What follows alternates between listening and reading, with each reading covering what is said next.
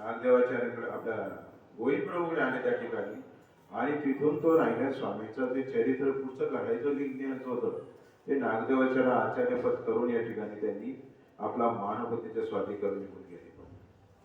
ती बाईसा नसते तर आज आपण हे स्नानवंदन करू शकलो नसतो. लक्षात घ्या, जे 16.5 आपण तीर्थ म्हणतो ती बाईसा नसते आज आपल्याला ते स्नानवंदनासाठी स्वामींचं चरित्र आपल्याला आत्मसात करता आलं नसतं. नागदेवाचार्याने माई भट्टाने ती साधनाची शोधली करून संपूर्ण महाराष्ट्र पादा ग्रंथ केला आणि त्यातून तो साकारलेला ग्रंथ आद्य ग्रंथ म्हणून लिहिला चरित्र आज आपणा समोर डोळ्यासमोर येतोय. आणि हे चरित्र स्वामीचं असं आज आपण जर वाचत बसलो स्वामींच्या त्या काळच्या परिस्थितीचा विचार जर केला आपल्या डोळ्यात निश्चित पाण्याचं बंधन. स्वामींनी हा सगळा खटोटोप आपल्यासाठी केलाय. जीवांचा उद्धार कसा होईल या दृष्टीने स्वामींनी हा संपूर्ण महाराष्ट्र पादा ग्रंथ केला. आणि त्या स्वामी आणि आपण इतके हीन युगामध्ये जन्मलेला कलियुग म्हणजे शेवटचं युग आहे. मनुष्याला परमेश्वराने प्रत्येक युगामध्ये ज्ञान देण्याचा प्रयत्न केलेला आहे. परंतु जीव हा स्वार्थी असल्याने आदमती असल्यामुळे त्यांनी ते ज्ञान दवडण्याचा प्रयत्न केला आणि शेवटी हे कलियुगामध्ये 3 अवतार आले कलियुगामध्ये. लक्षात घ्या, पहिला अवतार कुठे झाला तो कोणता अवतार आहे सांगा बंधू नको हे तो सांगतो कुणाला. पंचकृष्ण आपण ज्याला म्हणतो पहिला अवतार कोणता मानला जातो श्रीकृष्ण महाराज. तसे ते द्वापरयुगामध्ये होऊन गेले पण दत्ताचा बोलचा अवतार त्याच्या अगोदर त्रेतायुगामध्ये होऊन गेलेला बंधू. त्या त्रेतायुगापासून त्या जीवाला परमेश्वर ज्ञान देण्याचा प्रयत्न केला परंतु जीवाने ते घेतलं नाही. कारण स्वार्थ मतिमंद झालेलं होतं त्या ठिकाणी. आणि हे ज्ञान श्री चक्रधराने आपल्या कलियुगामध्ये देण्याचा प्रयत्न केलेला आहे. पण आपल्या जीवाच्या ठिकाणी खंडित ज्ञान असल्यामुळे आपण ते आत्मसात करू शकलो नाही. म्हणजे आता तुम्हाला ही शेवटची संधी कलियुगामध्ये तुम्हाला ही मानवाची योनी मिळाली. याच्यानंतर दुसरी श्रेष्ठ योनी तो ती धरावती बोलती नाही. कर्म पुण्य पाप पुण्य करण्याची तुम्हाला फक्त इथे एवढी सवलत दिलेली आहे. इथं जर नाही केलं तर राडगाडग्या शास्त्री आपली जीवन आले. राडगाड गाठ होतं का कोणा जुने माणसे त्यांना माहिती राडगाड्याच होतं. एक भलं तर एक रिकाम होतं. अशीच आपली जन्म आणि मृत्यूची ही मालिका चालू राहिली.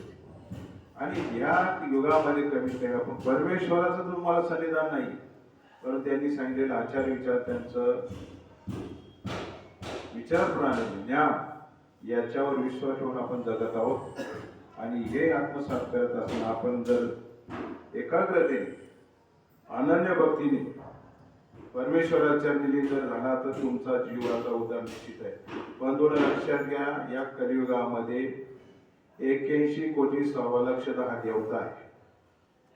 आपण एका दिवसाला 10 देवतांची भक्ती केली तरी देवतांची ती भक्ती संपत नाही. आपलं आयुष्य किती आहे आठवा तुम्ही तुम्हाला पहिले 1,80,000 दिलं तर त्या युगामध्ये ते कमी कमी होतं. आता किती आलंय 100 वर्ष आयुष्य दिलेलं आहे. 100 वर्ष आपण जगतो का विचार करा. जगू शकत नाही. कोणी 12 जातो कोणी 10-12 वर्षाच्या औषध जातं कोणी 5-25 वर्षाच्या औषध. काय कर्माची गती गहणी आणि त्या कर्मानुसार आपण आपल्याला जीवन व्यतीत करत असतो. म्हणून परमेश्वराचे एकटक एकाग्रते निष्ठेने तुम्ही भक्ती करा. देवीतेच्या गुणफाट्यामध्ये जाऊ नका. स्वामी तेच सांगितलं तुम्हाला हे कर्मकांड तुम्ही गुंत राहू नका. एक निष्ठेने माझी सेवा करा. आणि हे प्रचिती आणून देण्याकरता द्वापरयुगामध्ये सुद्धा भगवान श्रीकृष्णाने अर्जुन गर्भगडे झाले होता युद्धामध्ये. सर्व सैन्य समोर बघितल्यानंतर ते सर्व नातेगोते दिसले आणि तो म्हणे यांना मारून मी काय करू. परंतु भगवानाने त्या ठिकाणी त्याला निरोपण केलं. हे कधी ना कधी मरणारच आहे. आणि तू जरी गर्भगडी झाला तू धर्मा म्हणजे याच्यापासून प्रवृत्त झाला युद्धापासून तर हे कार्य मीच करणार आहे. तुला फक्त निमित्त मात्र उभं करतोय आणि हे सर्व मी संपवणार आहे. त्याला लक्षात येईना शेवटी विश्वरूप दाखवलं 11व्या भगवान श्रीकृष्णाला. ते विश्वरूप त्याच्या डोळ्याने तो पाहू शकत. दिव्य दृष्टी दिल्यानंतर तो परमेश्वराचं त्या ईश्वराचं स्वरूप पाहू लागला. हे सर्व चराचर विश्व जे सर्व परमेश्वराच्या त्या मुखामध्ये चाललेलं होतं. पृथ्वी तेज वायू 5 भूत 3 गुण ते सर्व चराचर नातेवाईक सर्व ते दिसू लागले. मग त्याला त्या ठिकाणी त्याच्या लोकांमध्ये प्रकाश पडला. शेवटी मोक्ष संन्यासाचा ज्ञान निरूपण केल्यानंतर तो युद्धाला तयार झाला. सर्व त्याच्याकडून करून घेतलं आणि शेवटी सत्याचा जय झाला. म्हणजे आपण जे म्हणतो नीतिमत्ता ज्याच्या ठिकाणी त्या ठिकाणी त्याला निश्चित यश राहतं. आणि तिने दुर्योधन होता, त्याचे 100 भाऊ होते, हे सर्व नितीन चांदेकर यांचा नायनाट करावा लागला. परंतु पाची पांडवांचा सुद्धा काही कर्मभोग कर्मनाश नाशण्याचा राहिल्यामुळे स्वामींनी हे तात्काळ त्यांना लगेच फळ दिलं नाही.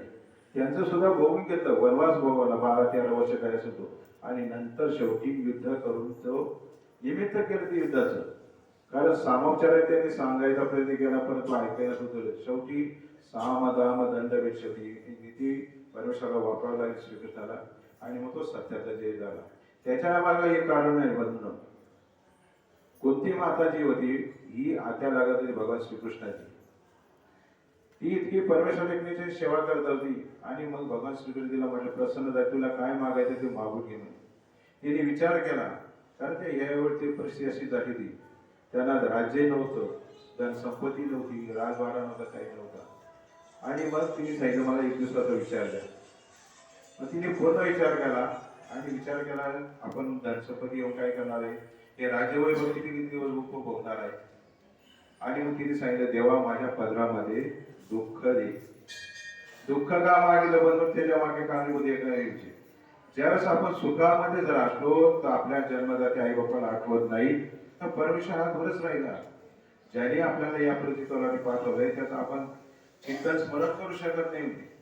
म्हणून ते दुःख मागितल्यानंतर त्यांनी त्या दुःखाच्या निमित्ताने श्रीकृष्णाला भगवंताला या पाची पांडवांच्या पाठीमागे नीतिमत्तेमुळे उभं राहावं लागलं.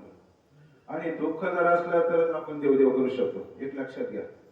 आता आपली सुद्धा ही स्थिती हो राहिली की आपण कामी भक्ती फक्त परमेश्वराप्रती करतोय. देवाने चांगलं केलं, सुख दिलं, देव संपला. दुःख आलं की मी देवाकडे यायचं. असं करू नका. सुख दुःख मिश्रित आपलं जीवन आहे. त्यातून मुक्तता मिळवायचं तर परमेश्वराच्या भक्तीशिवाय तुम्हाला पर्याय नाही. म्हणून एकाग्रतेने तन मन धनाने त्या परमेश्वराच्या मंदिरामध्ये या.